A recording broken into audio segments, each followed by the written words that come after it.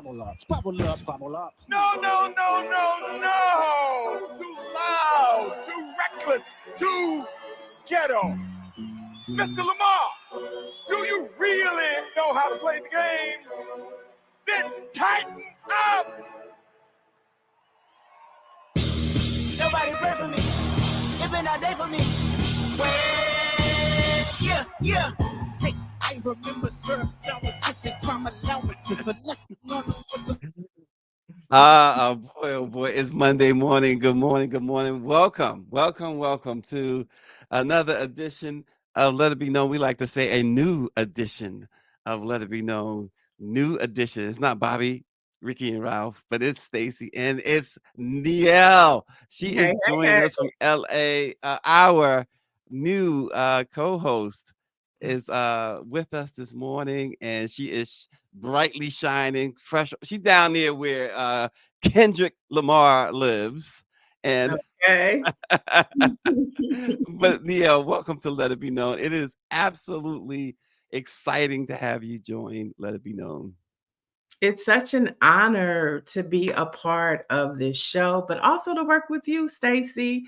Working in Black media and working with the LA Sentinel for so many years, I used to always see your name, and I was like, "Who is Stacy Brown?" At first, I thought you was a woman because this was pre-internet. I didn't know who you were, and then when I finally met you, it was just such an honor. So to watch your work, to read your stories, and then to be sitting, as your co-pilot, it's just an honor. So I'm happy to be here.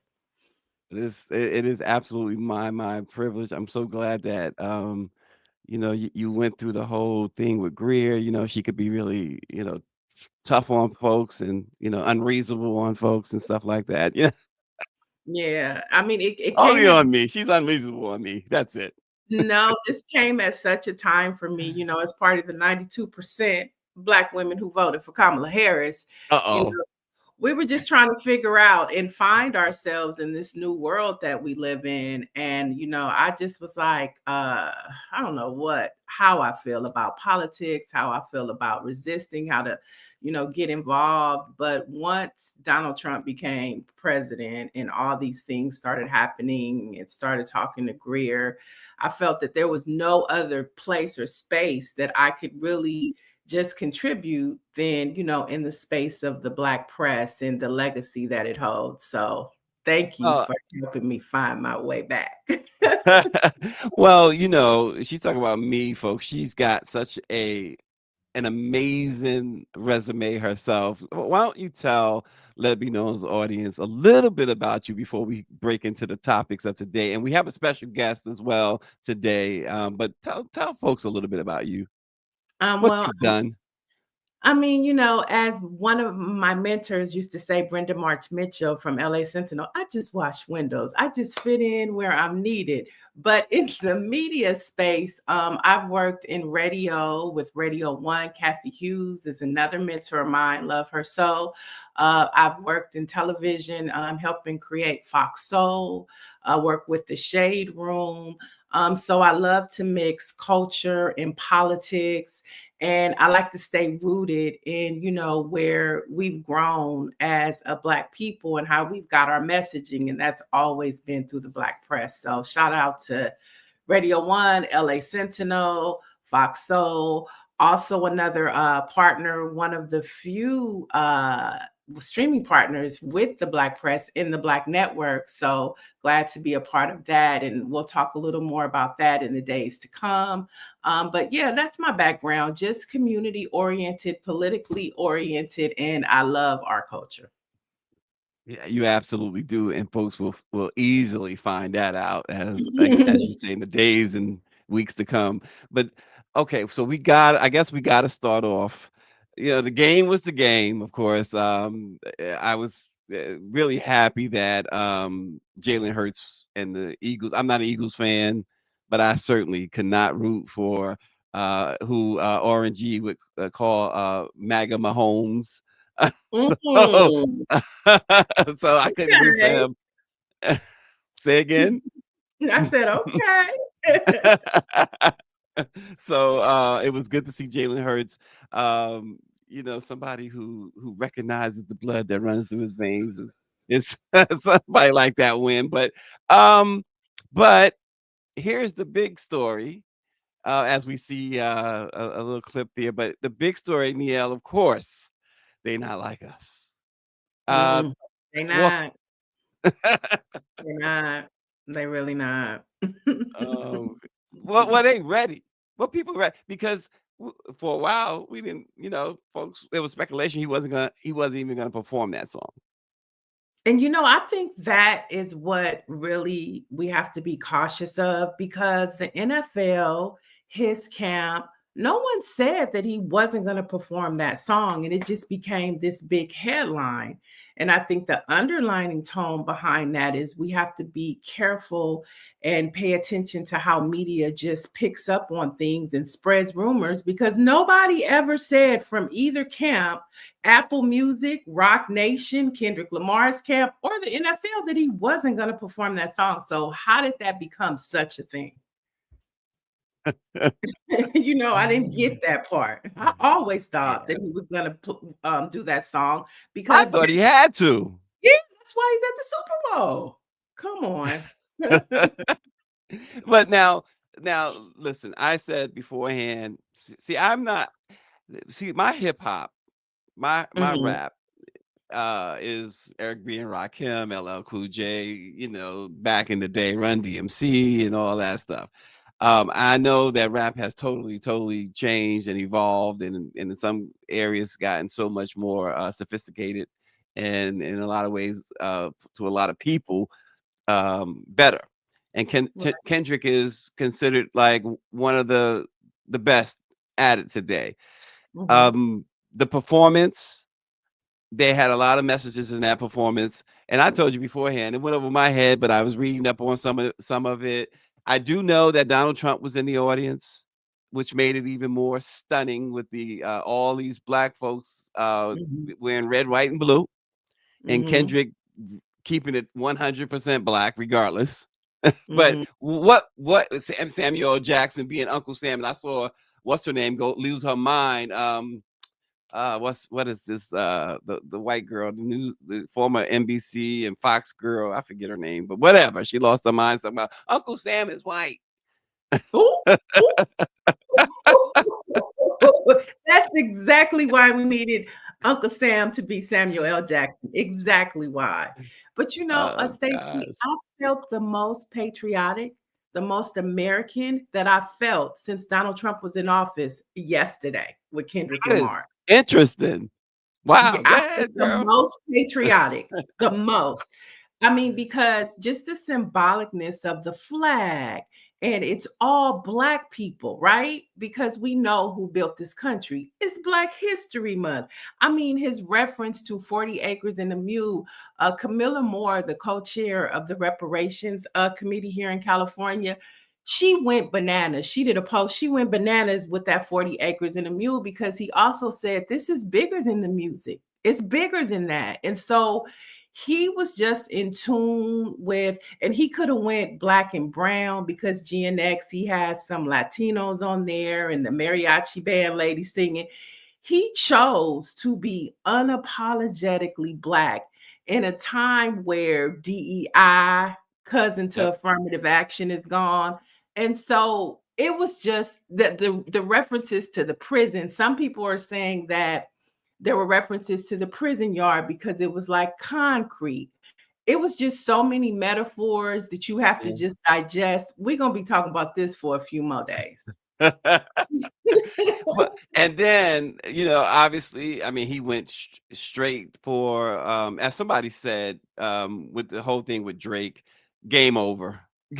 I mean, he went for his throat, and I thought the little part with Serena, and we know that Drake had been kind of attacking her here and there, and she got her sea walking. That was and she's from people forget she's from Compton. Yeah, and that they say that was a nod to protect Black women. And in one of his songs, he referenced that, and there was a comedian that tried to make a big deal about that. But I think he was even speaking to that. protect Black women. Compton, the correlation between her and Compton and him being from Compton. It was a lot of things in there that was just like I said, I feel very patriotic this morning. I do. And and folks, first of all, it was the first solo. I mean, SZA made an appearance, which was great, but it was the first time that you had a rapper be the artist. It was a solo, basically a solo performance, with the exception of the um appearance by SZA. But so he made history, and he took his moment and he did what he wanted to do in his moment. And let's talk about the song that he sung with SZA. Of course, he did Luther, but he also did All the Stars, and that was from Wakanda. Okay, so it was just the essence of Blackness was all in that, and I know Trump had to feel it because they said he left shortly after the halftime performance.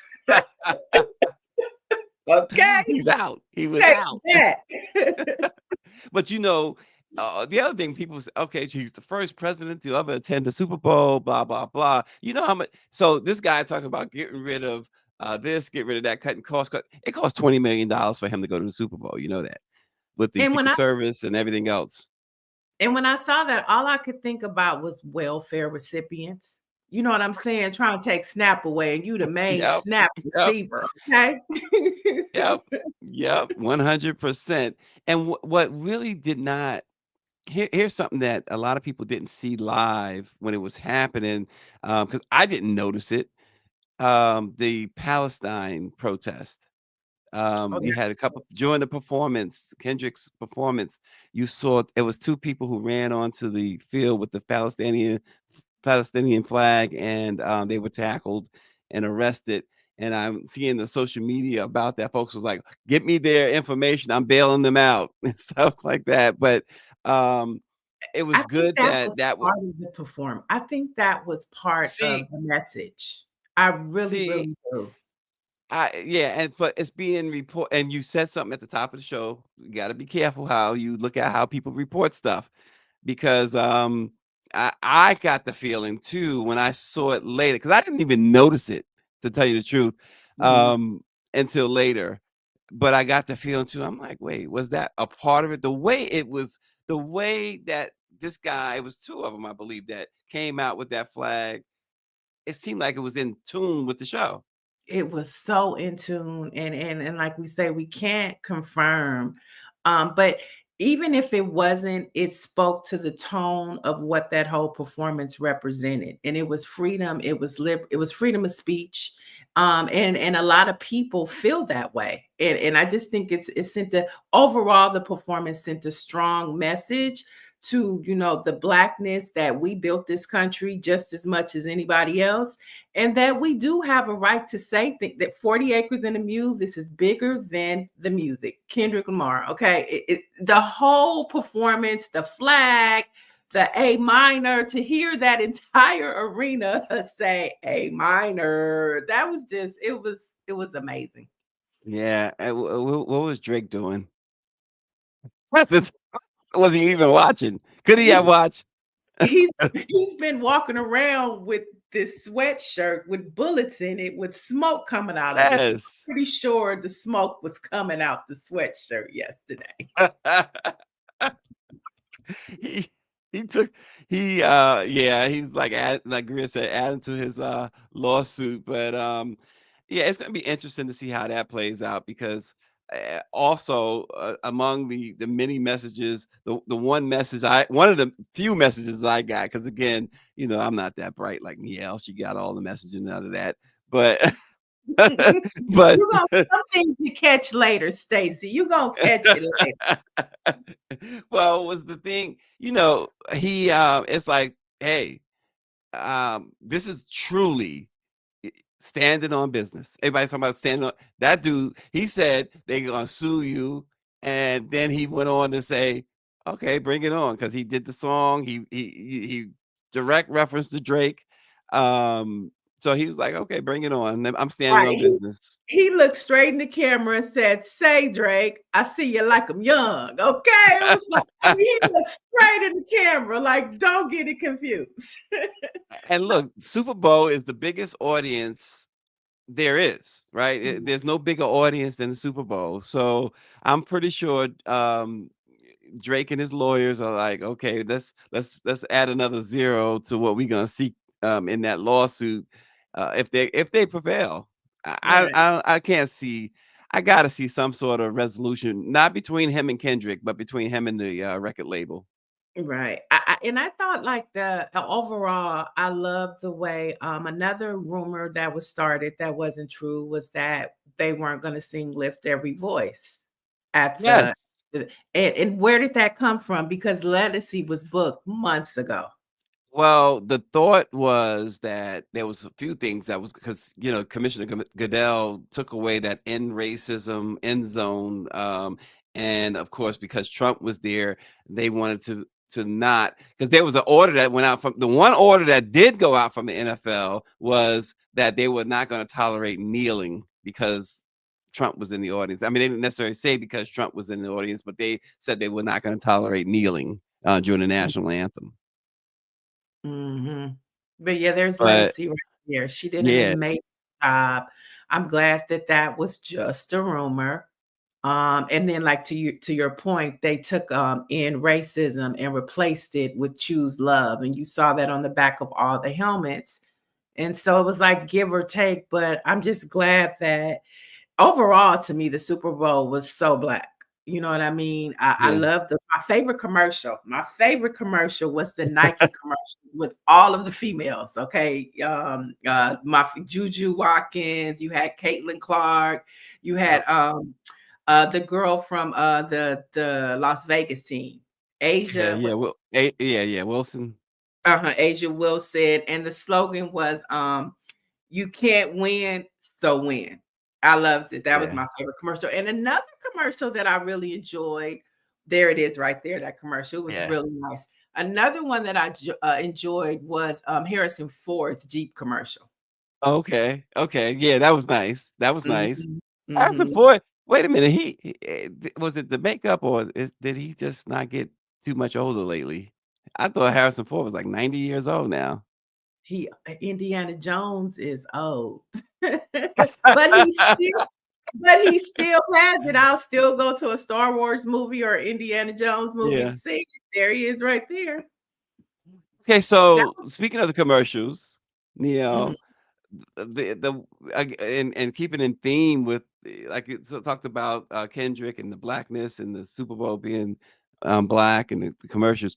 That Snoop Dogg Tom Brady commercial. Um, do you think that it would have hit even more harder or it would have resonated more had Snoop not did the Trump performance a couple weeks ago? Absolutely. I'm from LA. I love Snoop Dogg, but I just felt this was tone deaf, and he's just totally out of the loop with everything. Like pick a side, bro.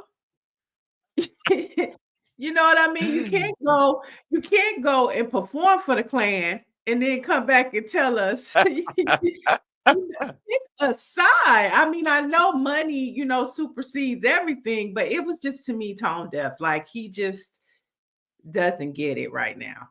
He gets Yeah. it, but he doesn't get it. Folks, what y'all think? We want to hear from y'all. Put it in the chats. I see Orange G is saying that there was the SU band, the Mardi Gras Indians, and the all-female black jazz band.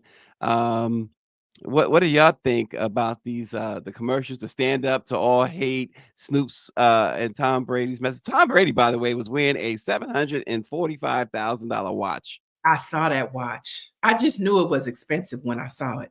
It just looked I didn't know what it was, but I was like, that's an expensive watch. He could buy a house with that watch. 745,000. Yeah, but shout out to the Southern Band. They performed, which was, I would have preferred the Grambling Band because I went to Grambling. But either way, HBCUs were represented. I love the way they honored the individuals that were killed in New Orleans a few weeks ago on Bourbon Street. So I think New Orleans did an excellent job of hosting the Olympics, giving you that culture leading right up to Mardi Gras. Okay. Trixie says that the only side Snoop pick was money. Mhm. Right, we gotta right. we gotta get in a couple of more things if you got on your plate there, Neil. If you want to bring them out before our guest should be here shortly at the top of the hour. But there's a couple more things I know you got on your mind, so let's talk about those as well. Oh, no, I'll let you, if we're gonna transition, Imma let you take it. Well, a couple quick things. One, folks, you talk about the president.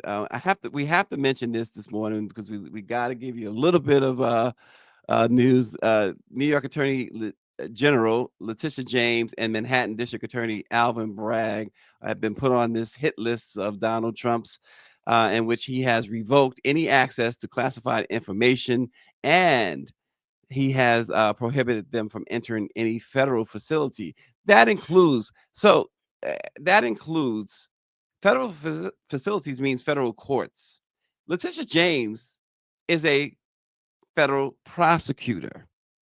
How does that work? It's he also took away, as many might know by now, the other day, Biden's security clearance.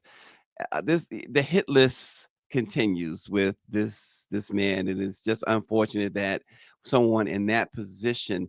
People talk about me being petty, and that's okay. But someone in that position being this petty, this vengeful, America has a problem, Neil.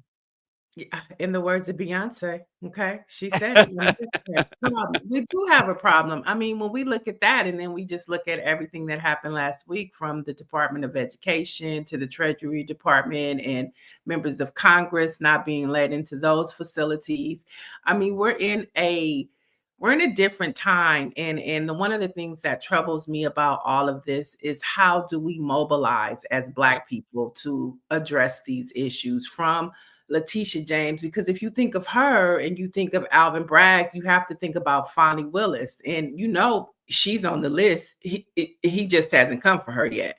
You think Yeah. about Benny Thompson and the January 6th committee members, that. So we're in a crisis. And I think for the beautiful thing, like I was saying, why to be in this space is how do we mobilize our people to combat these things? And if they don't know that they're important, how do we get them to understand the urgency that our nation is in? Because America has a problem right now. Well, there was and I got a call last night from Dr. Chavis. There was Scott Bolden, the attorney for the National Newspaper Publishers Association, signed off on a press release Mm, that's going out this morning. There was a meeting we mentioned last week on the program of Black press members on Friday. It was a Zoom call. A group attended, and through it, some of the bigger names, publishers, including Danny Bakewell Sr., mhm, who really between him and the Philadelphia Tribune's Bob Bogle really put forth a part of what is a strategy on DE and I anyway. But here's just so you folks will understand the press release that went out this morning, or scheduled to go out early this morning. The National Newspaper Publishers Association, representing the Black Press of America, has announced the planning and implementation of a national public education and selective buy-in campaign across the nation in direct response to those corporate entities that have dismantled their respective diversity, equity, and inclusion commitments, programs, and staff. And NMPA Chairman Bobby Henry, in a quote, says, "We are the trusted voice of Black America, and we will not be silent or non-responsive to the rapid rise of renewed Jim Crow racist policies in corporate America. The Black Press of America continues to remain on the front line, keeping our families and communities informed and engaged on all the issues that impact our quality of life. So a selective buy-in campaign involves exercising the right, according to the press release, to select what we spend our money on and who we spend our money with. And so they list the we won't name them. You can see the press release later on Black Press USA Today or any of the newspapers that you subscribe to in the Black press. But they have a list of companies that have publicly retreated from DE&I policies. So the Black press is in action, and of course, Dr. Jamal Bryant is leading a protest as well with DE&I. He has a very strong following there too. That he's mobilized thousands of people to, as Angela Connolly writes in, let your money be your voice. Right. And Dr. Jamal Bryant will be joining us tomorrow to talk about that. So that's pretty exciting.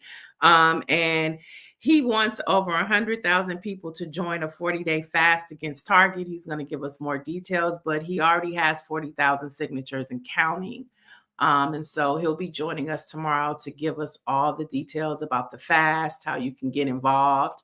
I know here locally over the weekend, the SCLC chapter and the NAN chapter did a I would say rally at Costco's here in Inglewood, and they gave out gift cards, and they wanted you to buy with who supports you. And we know that Costco is somebody who kept their DEI program. So there are all these different movements going on, and hopefully we'll be able to be a source where we could pull them all together so we could be more effective instead of all these different pockets of things moving. There you go. And one other note too on the news front. Now you mentioned earlier about, you used the term tone deaf. Groups representing some of South Africa's white minorities responded to a plan by President Trump to offer them refugee status and resettlement in the United States. But they responded by saying, no thanks. They don't want any part of this. Now, Trump has claimed he has been, I don't know if it's authentic or not, but I'm going to use the term anyway, in a rage about, because of course, his co-president is from South Africa, Elon Musk, but about allegedly the government, they're taking land from white folks, and he's talking about how wrong it is.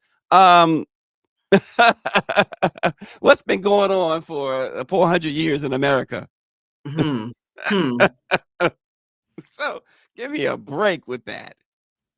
A They big said one. thanks, but no thanks. David Youngblood is right. But I'm sorry, Niall.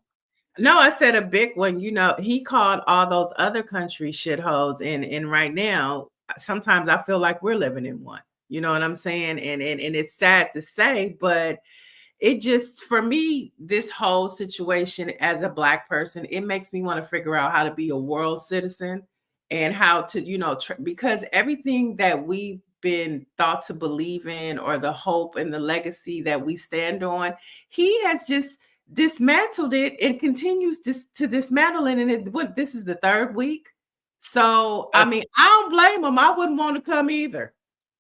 Right. Who wants to come here? It's Okay. like it's like inviting somebody to a war-torn land. Because this place is becoming just as you described, what he tried to claim Haiti and other places were. Right. And That's what it feels like.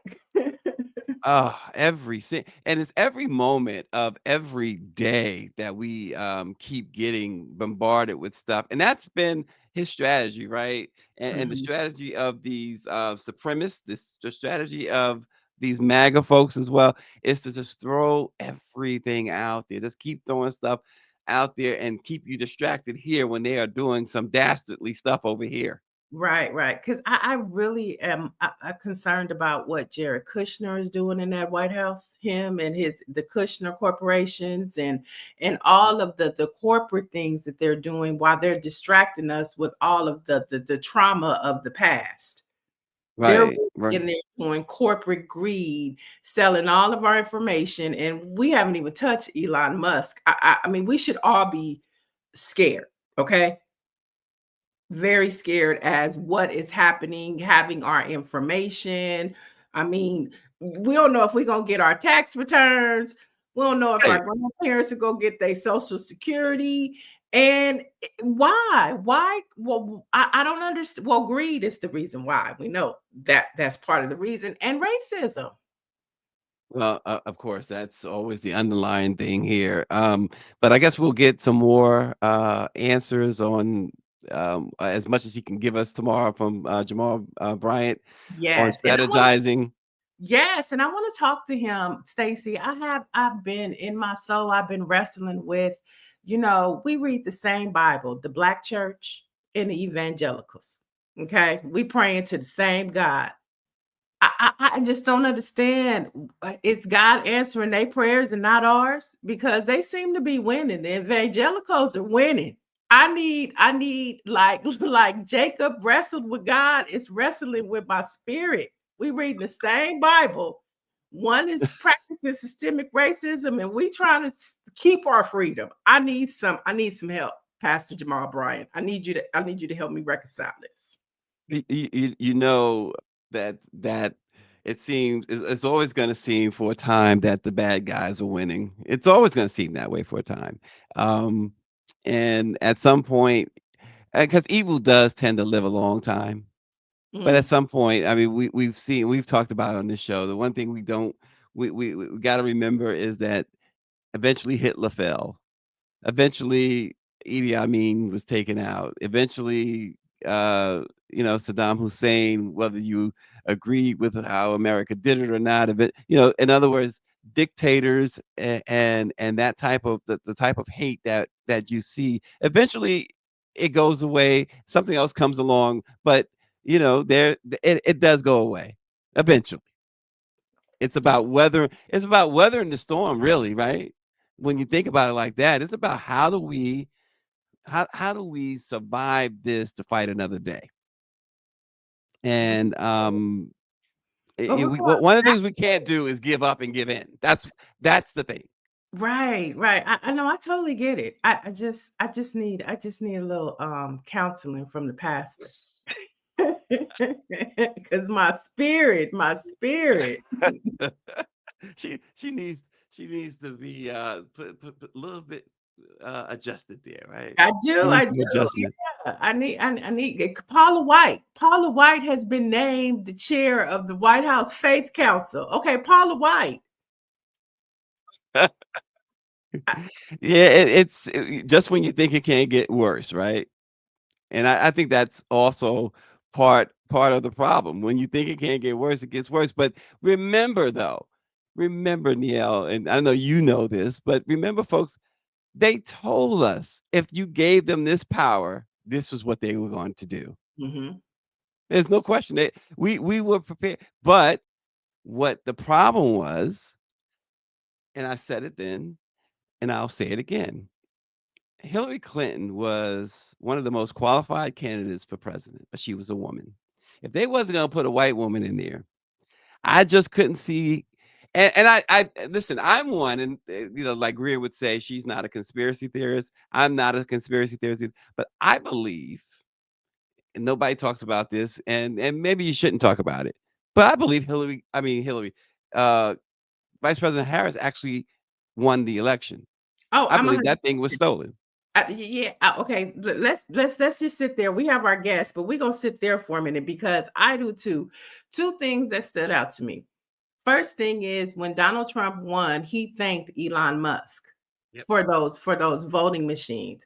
And when he won, Hakeem Jeffries did a press conference and he listed about 4 states that went Democrat for the governor, for the state like legislators, and for congressional members, but she didn't get those states. How does that happen? How do Democrats went up and down the ballot in certain states, but she doesn't get those delegates? Okay. And then Donald Trump. So I just think that Democrats have to do a better job at, sometimes it's okay to take a play from Donald Trump. Okay.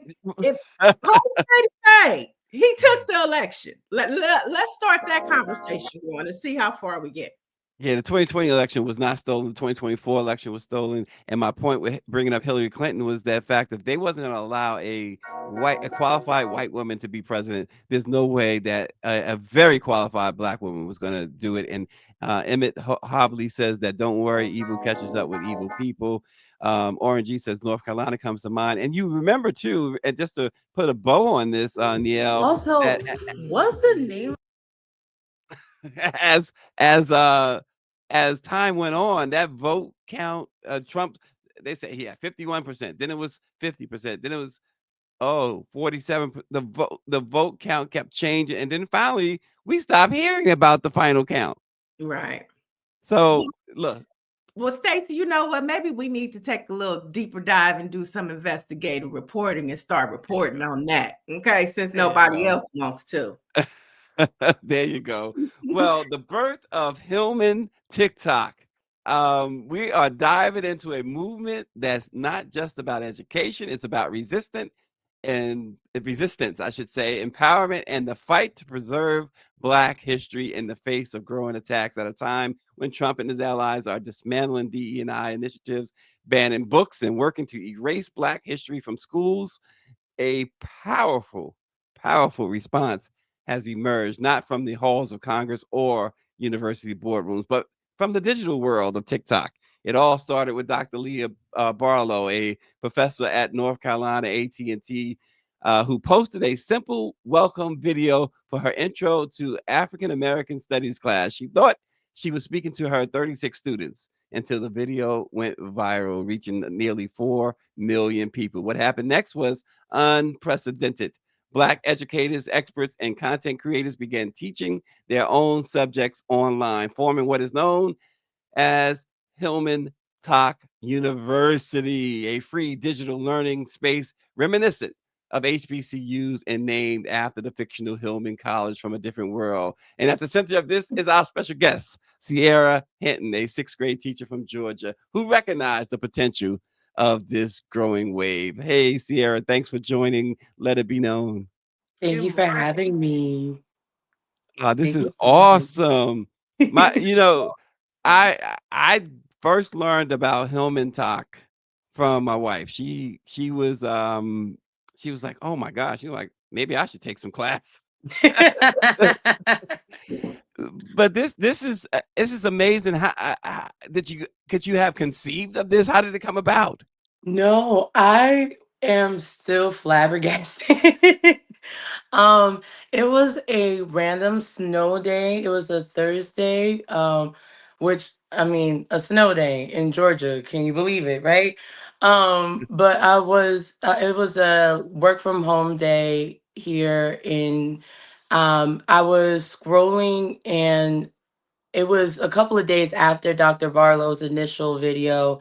And I actually initially saw Miss Shannon's Screenwriting 101 class, and I was like, oh, someone declared my major, and it was correct.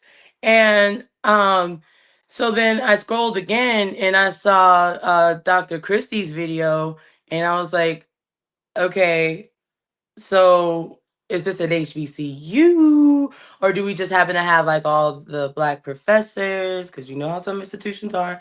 And because if I'm gonna be in all of these fabulous courses with all these highly qualified professors, like what school am I in? What are our colors? What's our mascot? Because I want to represent my school. So Right. I spent the entire day actually trying to come up with the lore behind what is now called Hillman Talk. Somebody was like, "This better be an HBCU." Shout out to it's Brittany, not Spears. And I was like, let me wait, let me find out that let me find out that I woke up in Hillman. And she was like, I like the way you think. And I was like, well, should I call it TikTok Hillman? And she was like, no, call it HillmanTok University. And so when someone was like, is this open enrollment? I did the next video and I was like, well, welcome. If you were scrolling on your timeline, and then bam, there's a professor. Now your timeline is just flooded with professors. I think that's just how the algorithm works. And we just spent the entire day coming up with like video names of schools and um different types of like we came up with the colors and the mascots, and then somebody was like, oh, I got 5 professors, and I was like, wait, how did we get to 5? Somebody Right. sent me like all of these professors and like the entire day. Like my notifications was just blowing up because they were like, this is here's a professor, here's a professor, here's a professor. And I was like, wait a minute, y'all. I'm a math teacher and I have not found one single math class. Where is the STEM? Where is the math class? And someone was like, Yep. I have a math class. And someone did like a deconstruction of fractions. And then that same night, someone was like, I understand fractions better. And I was like, oh, we're on to something. So I spent the entire rest of the weekend because we did not go back to school that whole week. So I spent Friday trying to come up with lists, and then like I saw RAs and librarians, and like it was like a real university was forming, and I was like, oh, we gotta get this together. Like let's organize, let's get this together. So I don't know how, because like I just stay like I can be laser focused with the blinders on. Uh-huh. It wasn't until somebody was like, "Oh, I found you guys on Facebook," that I was like, "We're on Facebook? When did this happen?" Right. I want to ask you. I want to ask you. You're talking about the professors. You have over 300 classes going on Right. TikTok. Can you Daily list? growing. I know. Can you list some of the classes that are offered at Hillman Talk? Tell us some Okay, of. so we have some like real traditional classes like Spanish 101, Spanish 401, French. We have some photography courses, some law courses. But then what I find interesting is that we have some courses that are unique specifically towards us, towards us. So we have ethical issues in the criminal justice system, Black beauty culture, student Mhm. success, advanced racism 403, Spades 101, self-care is healthcare. And I know Wait, some, hang on, Sierra. You said Spades 101? Let's go back yes, there for a second. yes, and they really do be breaking it down, like the hierarchy of the suits. And then the one that I was really interested in was like, okay, if they're saying ace is high, what is the hierarchy of the cards? Like ace is the highest card, then king, then queen, and then if you do deuce, deuce is wild or whatever. Like they really be breaking it down, okay, like Wow. on a molecular level. So yeah, we have some really great lockology. We have some parenting classes for like for parents that have kids with autism. We have metaphysics. We have some spirituality courses. We have Mhm. so many courses based off of like the traditional courses that you would find in an actual And Sierra, HBCU. Yeah. and tuition is like 150,000 a year, right? Where? Not over here, not over at Hillman Talk, not over at this HBCU. No, sir. No, So, sir. so, No, so let me ma'am. ask, so for somebody that's watching and they're like, okay, what is this? So you go to TikTok. Do you have to sign up for the class or can you just jump in? Is there like is this a semester thing or is this just kind of like a freestyle? You tap in when you tap in, and if you Yeah. don't, okay. So there are some courses that are traditional styles, traditional based, like the ones that started at the very beginning, like because we started. Some people are confused. Like some people think that we started like a month ago. We've actually started January 23rd, so we are only like 2.5 weeks old. So some of them you might have to go to the professor, Mm, find and see if they have courses at school.com, Coursera, Canva. Some courses are taught specifically on TikTok. So you might have to go on their lives and see when they're being taught specifically on live. But the best bet is to look at our course list or follow our page, because we're constantly updating on a regular basis. Everybody is saying, "Hi, you're now you not only are you enrolled in Dr. Barlow's class or Dr. Christie's class or Miss Shannon's class, you're now enrolled in this." And it's because this is brand new and we are still in our we're just getting our sea legs.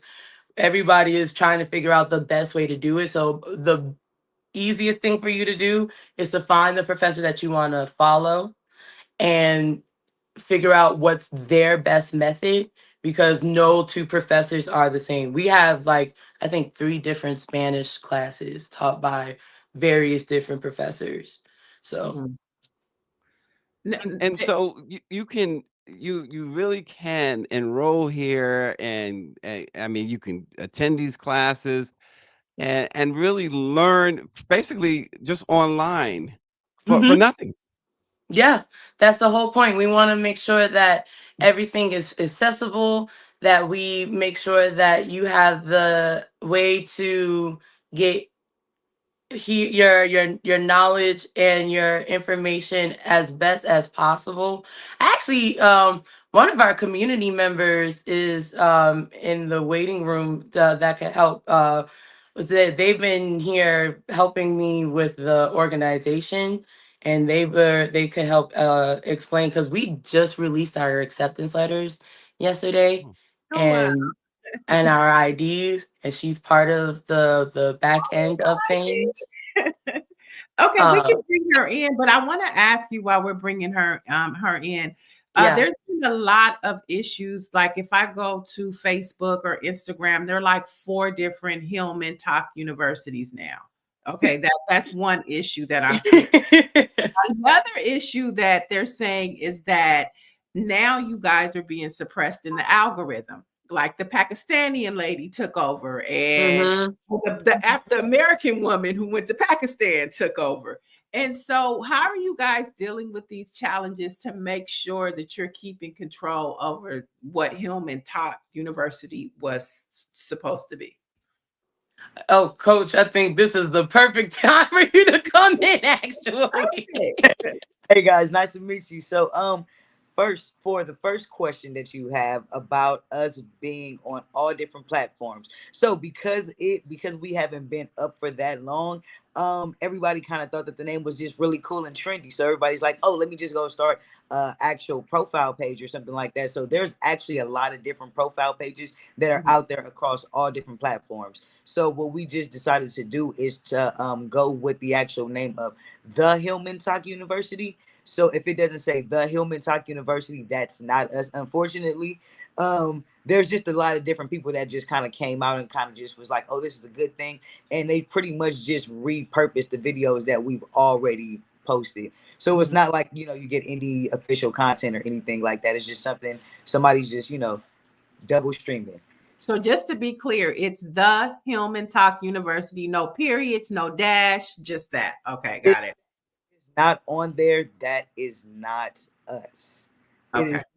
But oh. there's so many people that's been hitting us up and like, hey, I reached out to this person. Hey, I talked to this person. Hey, I talked to this person. And it's like, we don't know who that is.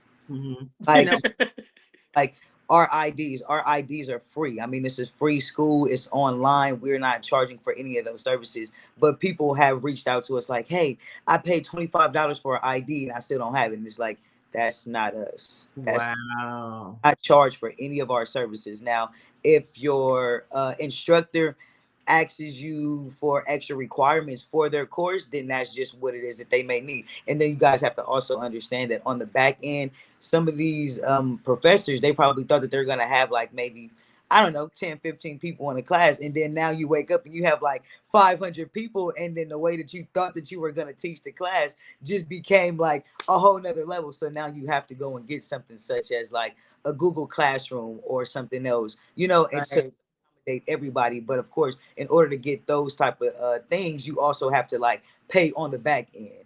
So if a teacher asks for something and you see that they have like a large magnitude of a class, then kind of help that instructor out. And that's another thing that we're like working with over here is like we real heavy on like professors, because without the professors being here to teach, we don't have anything. We don't have no platform. So we need to be willing to learn. Instructors willing to be here and give the information out. Coach, Definitely. one of our viewers, RNG, is asking, are you guys receiving any backlash from the State Board of Education? No, not as No, yet, but we know what. we don't expect it neither, Yeah, we honestly. don't expect it, but we also know that the lane that we did just get into may be a little, may be a little conflicting for some people. But I know Mhm. on our end, we didn't come in to like disrupt anybody or anything like that. We just No. education is out there for everybody, because not everybody has access to being able to go to college or being able to enroll in anything. You feel me, of that type of sort, especially for like people of color. We don't really have. And you guys have a lot of, as you mentioned, you have a lot of educators involved now. How do you ensure that the content remains high quality and aligned with Hillman Talk's mission? Wait, can you repeat that question? You have a number of educators now involved. How do Mhm. you ensure that the content, in other words, what they're teaching, remains high quality and aligned with what you set out your mission to be? Honestly, I think we all are on the same ideals, right? We all know that there's a lot of things that we need to educate ourselves on. Everybody has been very, very, what's the word, very clear that we want to make sure that we get the information out there however best possible. I haven't seen any really silly like content as far as like teaching. The content as far as like the silliness has been on like campus life. Like that's where the social media aspect has come in at. Like I've seen like campus security walking around trying to make sure that everybody is on their P's and Q's. I've seen some great RAs like that. That's where the brevity comes in. But as far as like the quality of the education, like I have not seen, and I've been scouring all the TikTok streets. Like everybody has been tagging Hillman Talk University for when it comes to the quality control. Honestly, the students really the HillmanTok University is really student led. Like if there's a bad class, like they will tell me, nah, we don't want this, and we let it go. So Yeah, honestly, it's really the students that handles the quality control. So the brevity is where if there was any riffraff, they'll let us know. they would say, look, the way how the school is built and the way how we've already built up everything. If they see anything that they don't even agree with, they're like, hey, this professor is doing this and this and I'm sure. it's like according to the guidelines, because I'm just making sure. So they Yeah, we do have our community guidelines. That's always been there from the very beginning. And that is also what Hillman Talk has been built on since the very beginning. It's always been like, what is our school colors? What is our mascot? So what are the courses that we want to see? So that's where the quality control comes from. So I don't think that as far as like when it comes to the vetting process of the professors and stuff like that, if there's and you know how we can be, Right. all right, we don't take no mess. So Right. if you've seen it at the Apollo, all right, if we don't womp womp, that'll it's the same thing when it comes to our professors. And that is the Okay. TikTok community. But on another note, TikTok still hasn't found a buyer.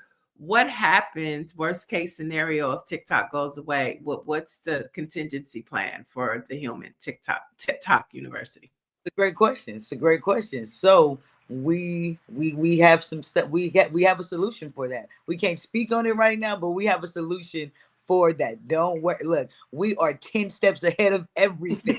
Well, Call you us know, Batman. when that happens, you have to come back and tell us, right? I mean, Oh, is Freaking that an invitation?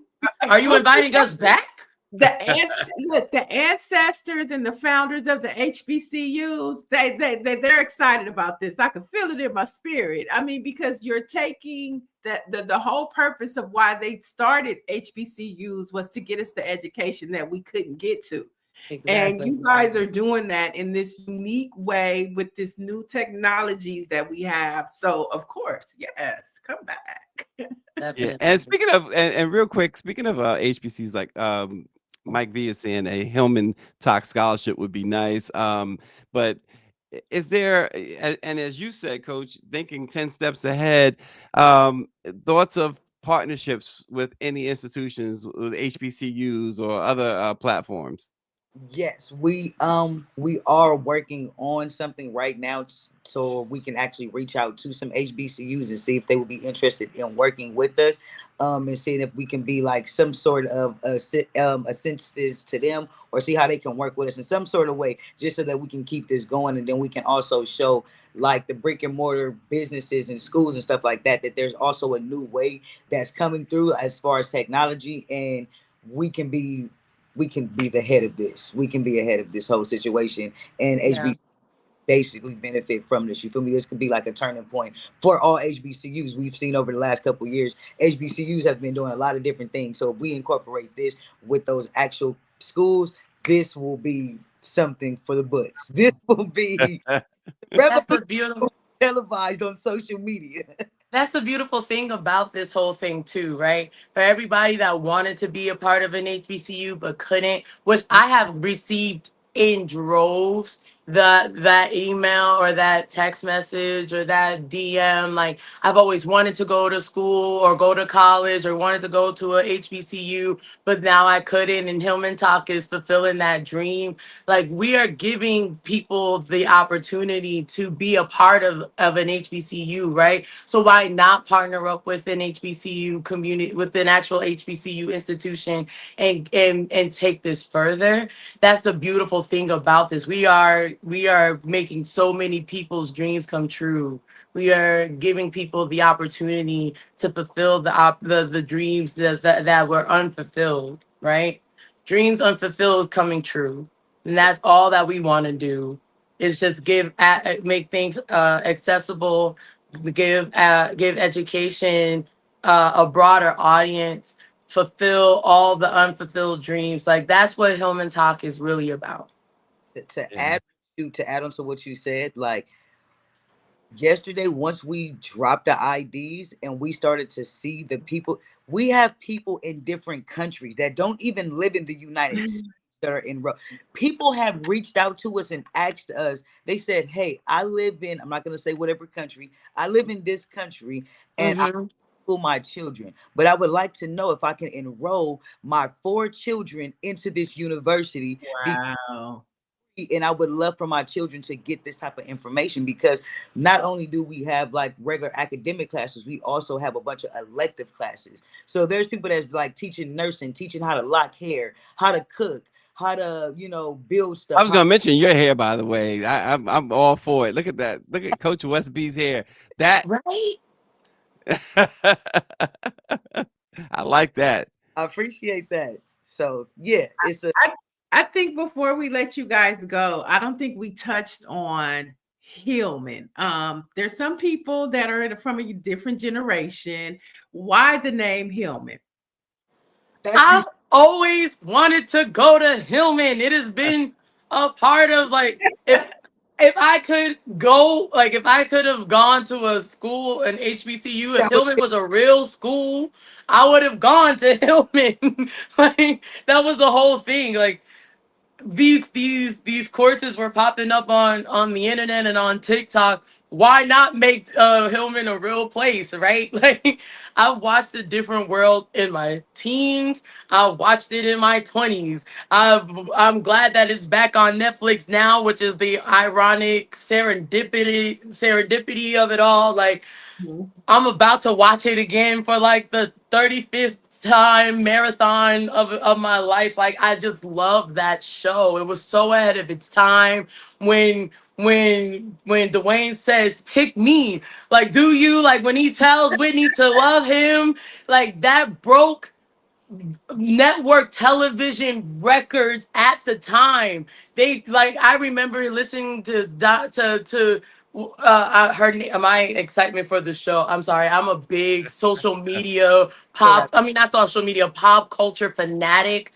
And so, like, is it Diane Carroll when she was like, I remember being like the first African American to have my to be the lead of a network television show, and I couldn't even have a parking space. And then going to the set of A Different World for that that that show, that wedding premiere, that wedding taping, and seeing how far you guys come. Like, A Different World is a staple, and the fact that there is a generation of students and people that do not know that show is a crime, because that show is so monumental for black sitcoms. Black sitcoms are dying out.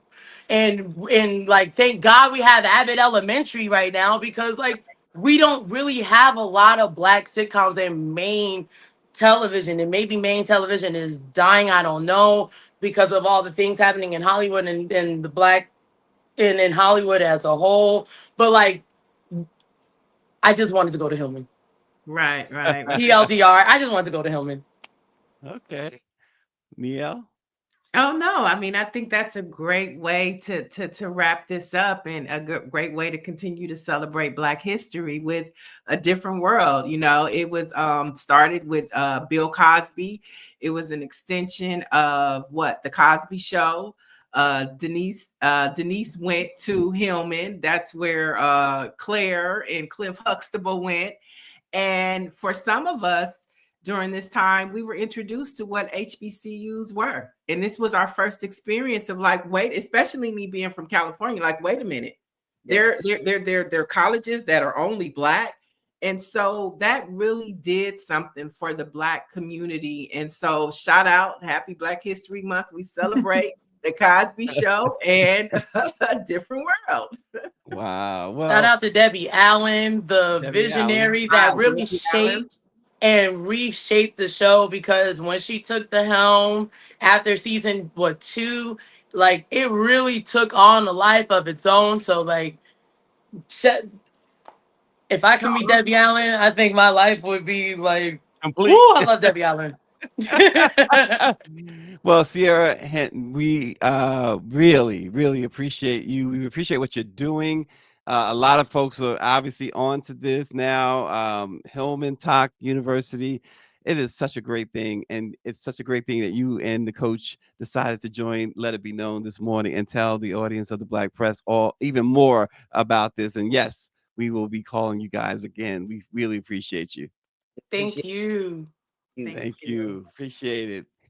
Oh man, Neil, that was interesting stuff. Some good stuff. Really. I mean, when we think about the legacy of HBCUs and what they were created for, and in this new technology we live in, and this is just a new way to educate our community, and I think it's awesome. And I hope that it inspires, people to want to go to a physical HBCU, because there's nothing like it. I mean, the professors are like, they become like your mini parents. You know what I mean? They care about your grades, and with HB, you just gotta go to class. Just go to class. Just show up, and the Show professors up. will meet you where you are. But I think that's a great way to end the show. HBCUs, Black history. Yeah, I love it. Black history. Neil, so day one is in the books In with the Neil. and Stacey Brown. Listen, thank you for bringing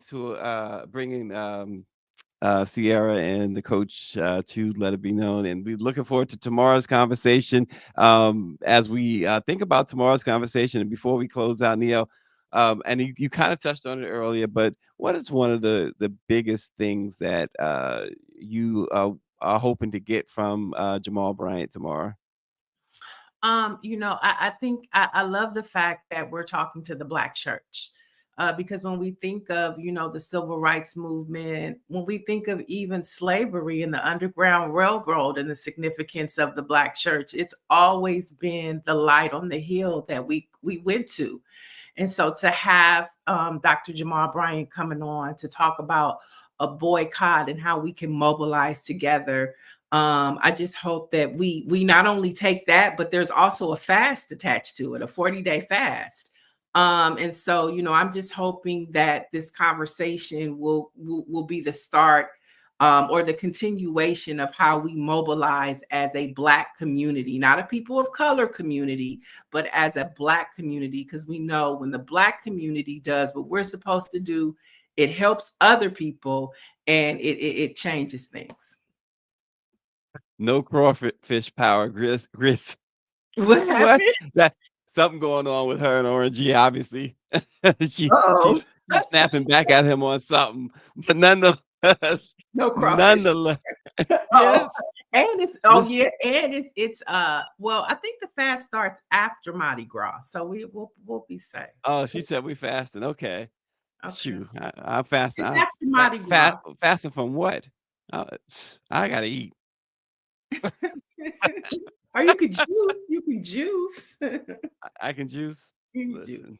I need something tangible. So nonetheless, Okay, well, yeah. your fast can be just don't go to Target. How about that? Just don't Oh go. yeah, I'm with you. Okay, Cool. I can do that.